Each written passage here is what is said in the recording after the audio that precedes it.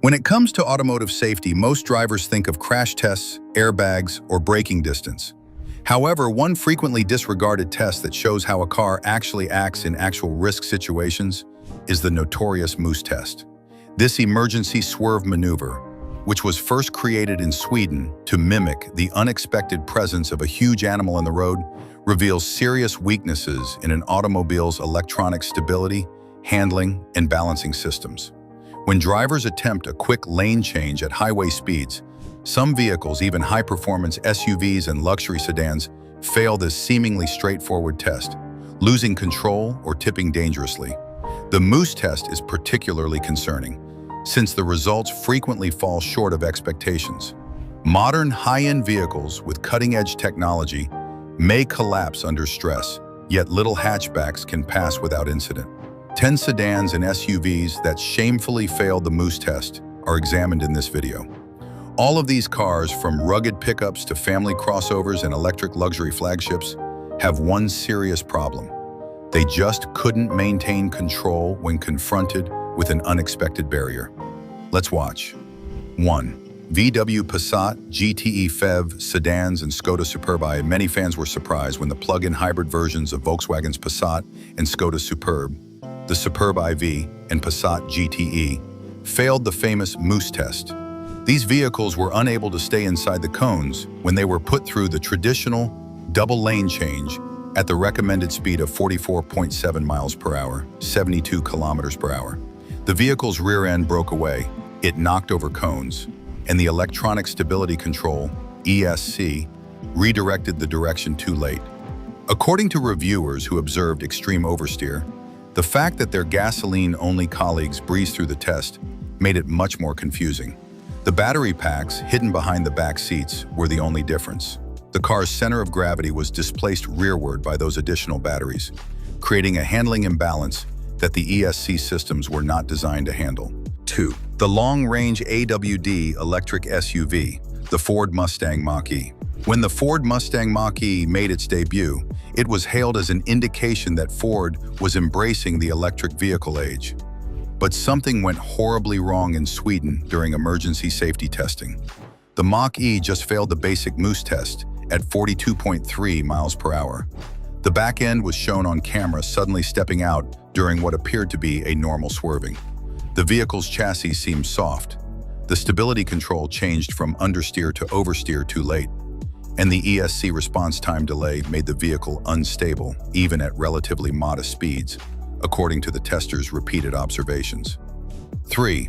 The luxury electric sedan EQS from Mercedes-Benz. This is a high-end sedan that failed to shine when it counted most.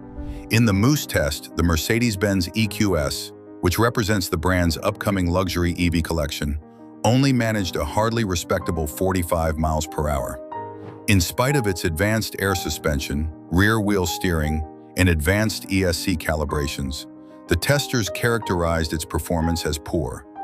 Accurately placing the vehicle in the returning lane was challenging due to the car's strong understeer during rapid steering changes. Despite its sophistication, the car's weight was a disadvantage because of its big battery pack and luxurious construction. Even in the luxury EV market, adding excessive heft without the right tuning can significantly impair emergency reaction skills, as demonstrated by the delayed change of direction. 4. The plug-in hybrid crossover Toyota RAV4 Prime. Following a series of favorable evaluations, Toyota's RAV4 Prime failed to pass one crucial test, the moose scenario. Remarkably, it only reached a stop at 39.1 miles per hour before losing all control. The VSC system delayed interventions. The testers discovered that abrupt steering orders were not immediately reflected by stability control. The car could have skidded, over-rotated, or collided with cones because of that fleeting hesitation. Toyota quickly recognized the problem and made software update available for the VSC system. Stability was greatly increased by that patch, demonstrating how emergency handling in contemporary cars might occasionally rely more on software reasoning than hardware engineering. 5. Volvo XC40 and Mitsubishi Outlander PHEV Recharge, PHEVs EVs, Electrified cars were not the only vehicles affected by the issue of hefty drivetrains. Additionally, the Volvo XC40 Recharge and the Mitsubishi Outlander PHEV were unable to pass the standard course at 44.7 miles per hour. Weight is pushed toward the back axle of the plug-in and electric cars due to the additional heft in their battery decks. They consequently displayed considerable body roll and delayed grip transitions during the avoidance maneuver. These test results show that more weight can make stability and directional change into liabilities, even though SUV families may purchase them for their practicality and low emissions. 6. Performance gasoline sedan BMW M4 competition. The highly regarded M4 competition from BMW was one of the most unexpected failures.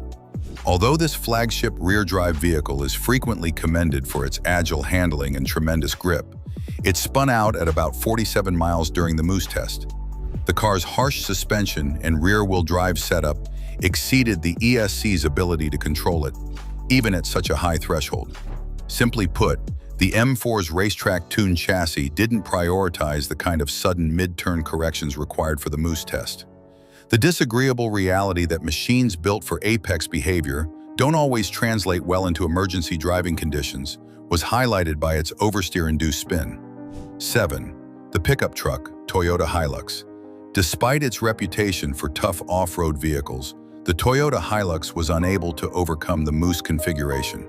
The crowd gasped when it tipped dangerously onto two wheels at about 37 miles per hour. Its high ground clearance and specially designed suspension, which were ideal for ramps and trails, turn into a liability when abrupt steering sparks overturn dynamics. Body roll is unavoidable with load capacity and a sturdy chassis, demonstrating that load-hauling tuning and crash avoidance in the actual world aren't compatible. 8. The pickup truck Ford Ranger. Nearly right behind was Ford's Ranger. However, the Ranger's performance was no better. It was unable to pass the Moose test at speeds higher than 40 miles per hour. It traveled the track with considerable body lean, losing grip and rolling around cones, supported by a high stance and suspension gearing for towing. Once more, the center of mass and chassis geometry were the issue. In emergency lane changes, side load and rollover risk are significant factors for pickups, and neither the Hilux nor the Ranger provided enough protection against tipping or sliding in the escape lane. 9. The little sedan, Ford Focus. Usually, compact cars should perform well in this test, but Ford's well-liked Focus faltered. It had trouble staying steady at about 44 miles per hour, exhibiting a combination of electrical instability, steering slowness, and grip loss. Many were startled by the outcome because little sedans are often responsive and nimble. The Focus's lackluster test results suggested that less expensive chassis versions might have overlooked suspension and ESC calibration improvements. 10. The Chinese electric sedan, or XPeng P7. On the surface, XPeng's P7 appears to be a contemporary rival to the Tesla Model S. However, it fell short of expectations when put to the Moose test. On the same track, a Tesla Model 3 would easily pass at 83 kilometers per hour, but it failed at just over around 40 miles per hour. The P7's suspension felt softer than that of Tesla cars, and it required an unpleasant correction when changing lanes. The result was buttressed by driver anecdotes. Veteran testers named it catch and throttle glitch, meaning it needed an unanticipated, abrupt steering change after the swerve. All of this illustrates the disparity between the best EV chassis tuning and newer models that want to compete with them.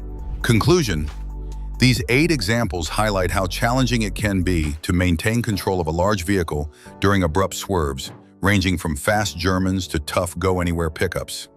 The findings offer a warning. Regardless of the cause of the failure, delayed electrical intervention, over-soft chassis, excessively eager rear axle biases, or additional mass, Moose test success is no longer a vestige of Scandinavian quirkiness, but rather a key sign of real-world safety as automobiles shift more toward electric and hybrid powertrains with larger battery packs and sophisticated but occasionally under-optimized tech systems.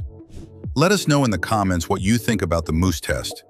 10 sedans, many EVs that failed hard. And don't forget to like, subscribe, and stay tuned for more captivating content on our YouTube channel.